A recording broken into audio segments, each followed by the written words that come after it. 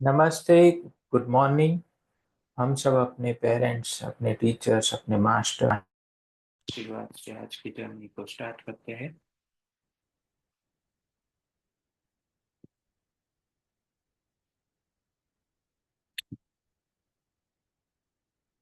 पिछली बार हमने local symptom के डिस्ट्रक्शन के बाद क्या होता है उसके बारे में हमने समझा। तो ये काफी एक क्रिमिनल एक्ट होगी मेडिकल वर्ल्ड की कि जिसमें लोकल सिम्टम को डिस्ट्रॉय किया जाता है और फिर बाद में इननम्बरेबल क्रॉनिक डिजीज ओरिजिन होते हैं। इसी जर्नी को आगे बढ़ाते हुए aphorism number 205, the homeopathic physician never treats one of these primary symptoms of chronic miasms, nor yet one of their secondary affections that result from their further development by local remedies, neither by those external agents that act dynamically, nor yet by those that act mechanically। तो कोई भी homeopathic physician हो, वो कभी भी इस primary symptom को treat नहीं करेगा। प्राइमरी सिम्टम यानी पिछली बार हमने समझा कि सोरा हो तो उसका प्राइमरी इरप्शन है स्कैबियस इरप्शन। सिफिलिस हो तो शैंकर या फिर बुबो। साइकोसिस हो तो कॉन्डाइलोमेट या फिगवाट्स। होम्योपैथिक फिजिशियन कभी भी इन सिम्टम को ट्रीट करने की कोशिश नहीं करेगा। Never treats one of the primary symptom nor yet one of their secondary affections. अगर इन सब को हटा दिया और सेकेंडरी अफेक्शन जैसे रीनल स्टोन आ गया या फिर जॉइंट पेन आ गए या फिर कोई भी मर्क्यूरियल या सिफिलिटिक डिस्पेशिया आया या फिर कोई भी डेवलप सोरा का पार्ट आया, हेमरेज हो गया, ट्यूमर बना, कुछ भी हुआ, तो इसको भी कभी भी होम्योपैथिक फिजिशियन को ट्रीट नहीं करना चाहिए। कभी भी नहीं करेगा। ऐसा हनुमान सर बोलते हैं कि होम्योपैथिक फिजिशियन इसको ट्रीट नहीं करेगा बल्कि मायाजम को ट्रीट करेगा जिसकी वजह से ये क्रिएट हो रहा है।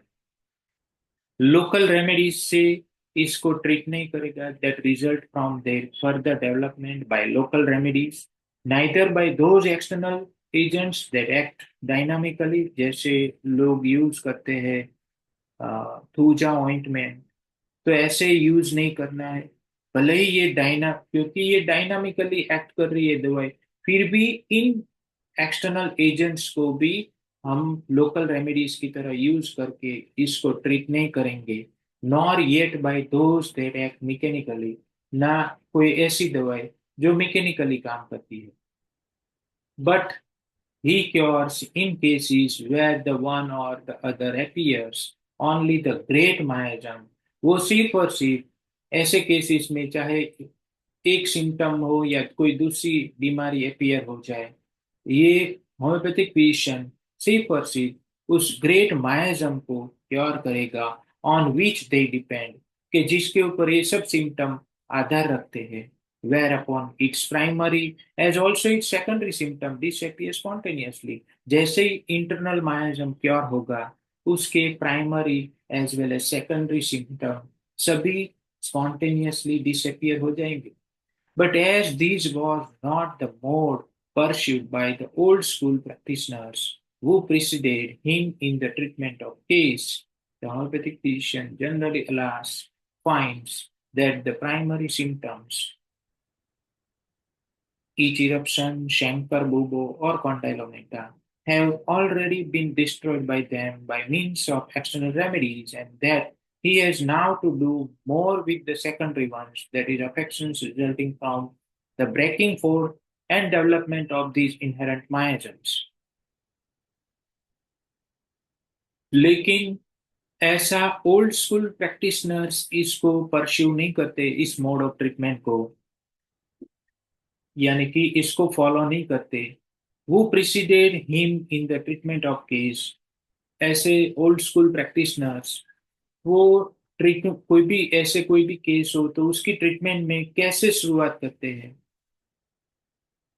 The homeopathic physician generally alas finds that the primary symptom have already been और और होम्योपैथिक फिजिशियन है उसके पास जनरली कब आते हैं पेशेंट, जब उसके प्राइमरी सिम्टम एलो ओल्ड स्कूल प्रैक्टिशनर ने खींच लिया हो बाहर से, डिस्ट्रॉय कर दिया हो एक्सटर्नल रेमेडीज से, एक्सटर्नल ट्रीटमेंट से, तब जाके उसके बाद जब सेकेंडरी सिम्टम आते हैं तो वो सिम्टम लेके होम्योपैथिक फिजिशियन के पास जनरली पेशेंट आते हैं। That is affection resulting from the, और ये सेकेंडरी सिम्टम कैसे है, जो इंटरनल माइजम है, इनहेरेंट माइजम है, उसकी डेवलपमेंट और ब्रेकिंग फोर्थ की वजह से रिजल्टिंग होते हैं, but specially with the chronic disease evolve from internal psora. सबसे ज्यादा इंपॉर्टेंट स्पेशल जो होता है क्रॉनिक डिजीज के साथ, वो होता है ऐसी क्रॉनिक बीमारियां जो इंटरनल सोरा से इवॉल्व हुई। The internal treatment of itch as far as a single physician can elucidate it by many years of reflection, observation and experience. काफी सालों की उनकी जो reflection means prefrontal cortex से ये आता है, तो हम ये कह सकते हैं उसकी सिक्स सेंस, उसकी ऑब्जर्वेशन, उसके अनुभव के आधार पे सी एक ही फिजिशियन, एक ही होम्योपैथिक फिजिशियन इसकी इंटरनल ट्रीटमेंट कर सकता है और इसको इल्यूसिडेट कर सकता है। I have endeavored to point out in my work on chronic diseases, Hanuman sir ने इन सब पॉइंट्स को, क्रॉनिक डिजीज जो उनका वर्क है क्रॉनिक डिजीज के ऊपर, the theory of chronic disease, उसके वीडियोज ऑलरेडी हमने पब्लिश किए हैं अंडरस्टैंडिंग के साथ, आप उनको सुन सकते हैं। तो ये पॉइंट आउट उन्होंने ऑलरेडी कर दिया है, to which I must refer the reader, कि जिसको हनुमान सर, हम इसको पढ़ रहे हैं तो हनुमान सर हमें कह रहे हैं कि आप उसको भी पढ़ो ही, must refer the reader, reader को वो रेफरेंस जरूरी तौर पर बोल रहे हैं। उसमें फुटनोट आ रही है डायनामिक एक्शन के बारे में। I cannot therefore advise, for instance, the local extirpation of the so-called cancer of the lips and face, the product of highly developed sora, not infrequently, means frequently in conjunction with syphilis, by means of the arsenical remedy of Frere Cosme, not only because it is excessively painful and often fails, but more for this reason, because if this dynamic remedy should indeed succeed in freeing the affected part of the body from the malignant ulcer locally, the basic malady is thereby not diminished in the slightest. The preserving vital force is therefore necessitated to transfer the field of operation of the great internal malady to some more important part. तो Hanuman sir एक advice नहीं करते, इसीलिए ये advice नहीं कर सकते कि वो एक, इसमें एग्जाम्पल के तौर पर किया गया है, बोला गया है कि local extirpation of the so called cancer of the lips और फेस, फेस या लिप का कोई कैंसर है तो उसका लोकल एक्सटिवेशन यानी कि लोकली उसको काट के दूर कर दिया जाए। और ये कैसी चीज है, cancer of the lips and face, that is a product of highly developed psora in conjunction with, in conjunction with syphilis, syphilis के साथ हाईली डेवलप्ड सोरा का एक प्रोडक्ट है, यानी कि कंजॉइंट माइजम की एक प्रोडक्ट है cancer of the lips and face. तो इसको हनुमान सर ये नहीं बोलते कि आप इसको लोकली एक्सtirpate करो by means of the arsenical remedy of Frere Cosme, arsenical remedy से, not only because, इसलिए नहीं कि ये काफी पेनफुल है और ये बार बार लगातार फेल हो जाता है, बल्कि सबसे बड़ा कारण तो ये है कि अगर ये इस डायनामिक रेमेडी ने अफेक्टेड पार्ट में से उस मैलिग्नेंट अल्सर को लोकली फ्री भी कर दिया, फ्री करने में सक्सेस भी हो गया, तो जो उसकी बेसिक मैलेरी है, जो उसकी इंटरनल मैलेरी है, उससे एक कतरा भी वो कम नहीं होने वाला है।